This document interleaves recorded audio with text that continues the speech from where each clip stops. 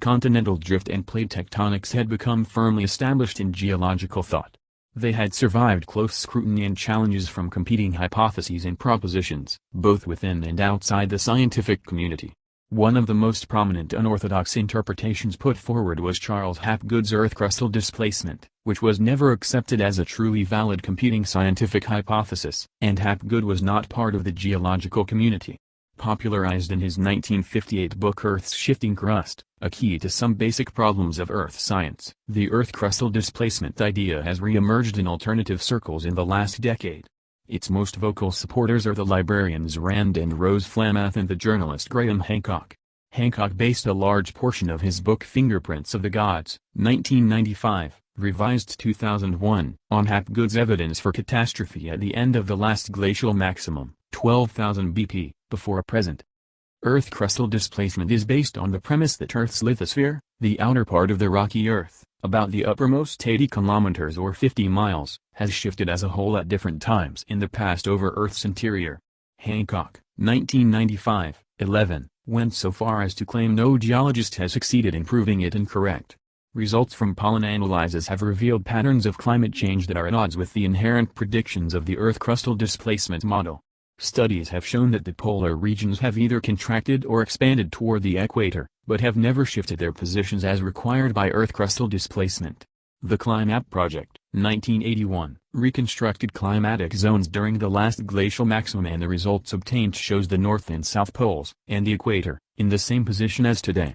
Paleontological data, summarized by Thied et al., 1990, reveals that the Arctic Ocean has continuously experienced polar climates, almost permanent ice cover and glacial-marine sedimentation for all of the late Cenozoic since the mid-Pleistocene. Phillips and Gans, 1997, reconfirmed that, regardless of how the climate has varied in the Arctic polar regions, they have been colder than the oceanic areas south of it for at least the past 7 million years. Earth's lithosphere is attached to the mantle in such a way as to make Earth crustal displacement impracticable. The mechanism for Earth crustal displacement was postulated to be the shear weight of the ice built up over time. This caused the crust to shift through unequal weight distribution. However, this weight is compensated for by isostatic depression of the crust. Finally, there is no paleomagnetic evidence for Earth crustal displacement having occurred. In Fingerprints of the Gods, Hancock hypothesizes that the demise of the mammoths and other megafauna was caused by a catastrophic cataclysm brought on through an Earth crustal displacement. The result was that terrible forces were unleashed on all living creatures during the last ice age, and that the northern regions of Alaska and Siberia appear to have been the worst hit by the murderous upheavals between 13,000 and 11,000 years ago. In a great swathe of death around the edge of the Arctic Circle, the remains of uncountable numbers of large animals have been found, including many carcasses with the flesh still intact, and astonishing quantities of perfectly preserved mammoth tusks. Hancock, 1995, 212, 213. Hancock makes a case for Siberia having experienced a warm climate before 11,000 BP and contrasts it with the conditions seen there today. As evidence, Hancock focuses on stomach contents. The mammoth died suddenly, in intense cold, and in great numbers. Death comes so quickly that the swallowed vegetation is yet undigested. Grasses, bluebells, buttercups, tender sedges, and wild beans have been found, yet identifiable and undeteriorated, in their mouths and stomachs. Hancock, 1995, 215-16. The source for the quote by Hancock is a 1960 newspaper article by Ivan Sanderson.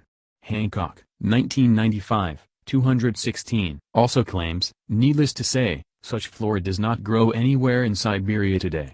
Its presence there in the 11th millennium BC compels us to accept that the region had a pleasant and productive climate, one that was temperate or even warm. What is certain, however, is that at some point between 12 to 13,000 years ago a destroying frost descended with horrifying speed upon Siberia and has never relaxed its grip.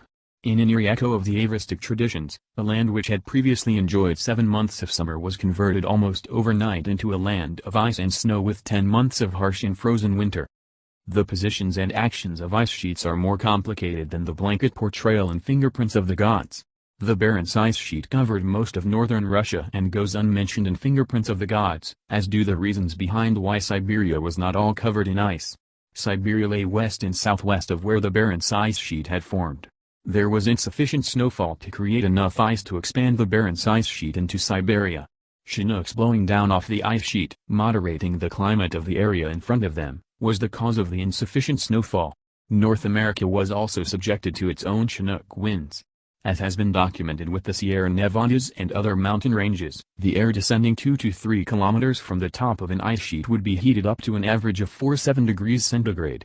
The areas of Siberia and North America in front of the ice sheets would have experienced a milder winter than present, although their summers were colder, which resulted in more conducive conditions for plant growth and for animals than those currently experienced.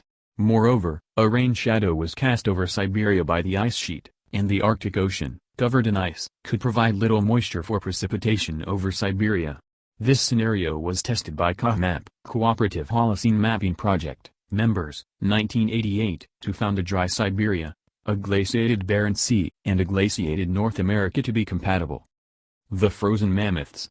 Claims that the mammoths were quick frozen have been propounded for decades and were disputed by Zimmerman and Zedford as long ago as the mid-1970s. 1976, 183, histologic examination of rehydrated tissue samples from late Pleistocene Alaskan mammal mummies demonstrates that the preservative effect of freezing and drying extends to remains 15,000 to 25,000 years old.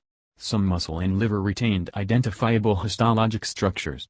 Most tissues were completely disintegrated and partly replaced by masses of bacteria, an indication of considerable post-mortem decay before the remains were entombed beneath the permafrost zone. These points were taken up and elaborated upon further by Curtin, 1986, 51-2. Various legends exist about frozen mammoths. It has been said, for instance, that the scientists who excavated the Bursovka mammoth, discovered in the year 1900, enjoyed a banquet on mammoth steak. What really appears to have happened, as I was told by Professor Anatol Hines, is that one of them made a heroic attempt to take a bite out of the 40,000-year-old meat but was unable to keep it down, in spite of a generous use of spices. The facts are not hard to find.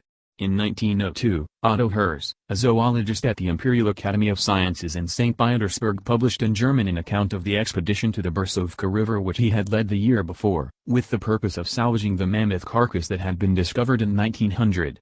The point here is this: Herz definitely states that it was only the superficial part of the cadaver that had been preserved.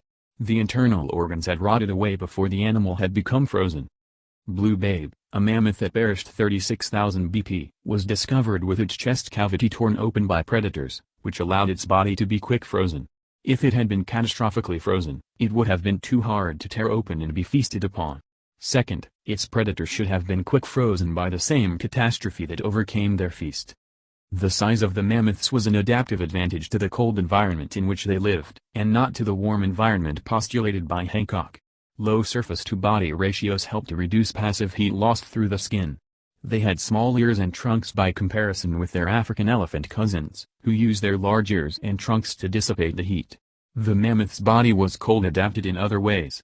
They had a 10 cm thick undercoat, 50 cm long body hairs and a 10 cm layer of white insulative fat under the skin. The woolly rhinoceros, Coelodonta antiquitatis, also had a shaggy coat and a layer of extra fat underneath its skin. Mummified remains of these rhinos have also been found in the permafrost. Permafrost plants. The plants and pollen found within the mammoths, together with the remains in the surrounding sediments, consist entirely of plant varieties adapted to cold climates. The plant remains found in the guts of the mammoth and other mummified animals from Siberia have been analyzed and summarized in detail by Ukraintseva, 1993. Further work on the climate of Siberia by Russian paleontologists, paleobotanists, and geologists has also been summarized in Ukraintseva, 1993. Siberia was not dominated by tundra when the mammoths lived. As Ukraintseva, 240, points out, integrated investigations threw light on environments of the concrete specimens of fossil animals discussed here and the mammoth fauna as a whole. Most of the mammals died in warm periods during the last 53,000 to 10,000 years when the vast territory of Siberia was covered by various forests, paludal communities and bogs, whereas communities of azonal character, meadows, steppe meadows, and others, which served as pastures to the mammals sharply reduced in area. Ukraintseva also says, cold, glacial epochs were dominated by open, treeless landscapes such as Arctic meadows, various tundras, periglacial steppes. Remains of fossil trees, dated by C14 analysis, suggest that woody plants did not disappear completely during short cold phases of the last Pleistocene and Holocene. They remained as small forests and separate trees in the river valleys and serves as peculiar advanced posts for forest advance northwards at warm periods. The Arctic meadows, tundras, and steppes contained the herbaceous plants, leaves, and sprigs of shrubs and low shrubs needed for the mammoth to feed on and survive in glacial Siberia. The mammoths also had complex molars that were ideally suited for its macrograzing habitats. These data were available to Hancock when both editions of Fingerprints of the Gods were published. The problem is that the winters had to have been cold enough to freeze and mummify the remains, and the summers warm enough to melt the permafrost and produce mudflows to bury the carcasses. If the summers were too cold, then mudflows wouldn't have occurred and the carcasses be buried and preserved. If the winters were too warm, the carcasses would have been decayed or been devoured fully by predators before being preserved. The remains of Pleistocene mammals in Alaska and Siberia have been discovered in permafrost, which resulted in the body tissue being preserved through desiccation-induced mummification. The end of the last glacial maximum was a continuation of cyclical events occurring over hundreds of millions of years, which has its origins in slow cyclical changes in the tilt of Earth and Earth's eccentric orbit around the Sun. Although the latter is mentioned in Chapter 28 of Fingerprints of the Gods, entitled Machinery of Heaven, its implications are not discussed. These two Milankovitch factors combine to vary the amount of solar radiation different areas of Earth receive at different times in accordance with orbital forcing. Current cycles last 100,000 years and are affected also by ocean currents and the rise and fall of mountain ranges. In-depth analyses have been undertaken and presented by John and Catherine Embree, 1979, as well as Wally Broker and George Denton, 1990. The climate changes that affected the habitats of the mammoths, and other mammals, at the end of the last glacial maximum have been eloquently and concisely expressed by Vershkogen and Baryshnikov, 1984, 506-7, winters with little snowfall and the development of a luxuriant grass cover on hard, dry ground with abundant summer insolation allowed horses, bison, and saiga to occupy huge expanses of northern Eurasia. The boundary between the Pleistocene and Holocene was characterized by sharp, short climatic oscillations. The B-inverted Kling interstatile, 12,400 to 12,000 years BP, the middle Dryas statile, 12,000 to 8,000 years BP, and the Alarod interstatile, 11,800 to 11,000 years BP, the upper Dryas statile, 11,000 to 10,300 years BP, and so forth, which affected the Pleistocene species decisively. It was precisely in this time range that the massive extinction of the mammoths and their fellow travelers occurred in the Arctic zone.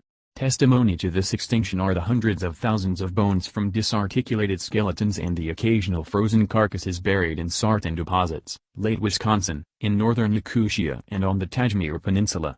Judging from modern examples of mass death among wild and domestic ungulates in the Kazakhstan steppes, the best explanation for such death at the end of the Pleistocene is the frequent occurrence of snowstorms, blizzards, in winter and the transformation of the nutritious Pleistocene tundra steppe into a boggy, lake-dotted tundra. In subarctic latitudes at this time, taiga and mixed forests advanced rapidly onto open expanses, and a forest fauna developed.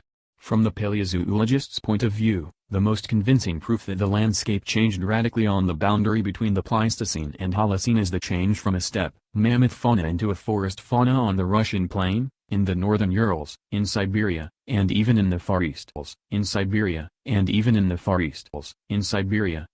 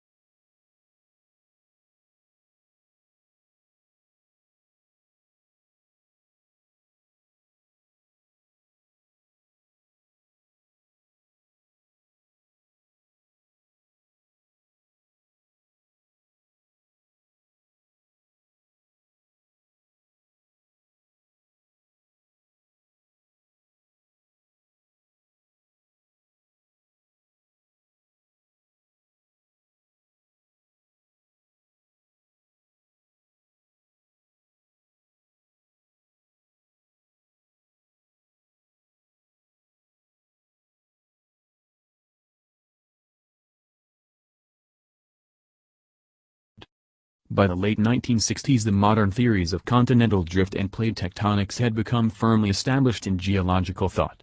They had survived close scrutiny and challenges from competing hypotheses and propositions, both within and outside the scientific community. One of the most prominent unorthodox interpretations put forward was Charles Hapgood's Earth crustal displacement, which was never accepted as a truly valid competing scientific hypothesis, and Hapgood was not part of the geological community. Popularized in his 1958 book Earth's Shifting Crust, a key to some basic problems of Earth science, the Earth crustal displacement idea has re-emerged in alternative circles in the last decade. Its most vocal supporters are the librarians Rand and Rose Flamath and the journalist Graham Hancock. Hancock based a large portion of his book Fingerprints of the Gods, 1995, revised 2001, on Hapgood's evidence for catastrophe at the end of the last glacial maximum, 12,000 BP, before present. Earth crustal displacement is based on the premise that Earth's lithosphere, the outer part of the rocky Earth, about the uppermost 80 kilometers or 50 miles, has shifted as a whole at different times in the past over Earth's interior. Hancock, 1995, 11, went so far as to claim no geologist has succeeded in proving it incorrect. Results from pollen analyses have revealed patterns of climate change that are at odds with the inherent predictions of the Earth crustal displacement model. Studies have shown that the polar regions have either contracted or expanded toward the equator, but have never shifted their positions as required by Earth crustal displacement. The CliMap project, 1981, reconstructed climatic zones during the last glacial maximum, and the results obtained shows the North and South Poles, and the equator, in the same position as today. Paleontological data, summarized by Thied et al., 1990, reveals that the Arctic Ocean has continuously experienced polar climates, almost permanent ice cover and glacial-marine sedimentation for all of the late Cenozoic since the mid-Pleistocene. Phillips and Gans, 1997, reconfirmed that, regardless of how the climate has varied in the Arctic polar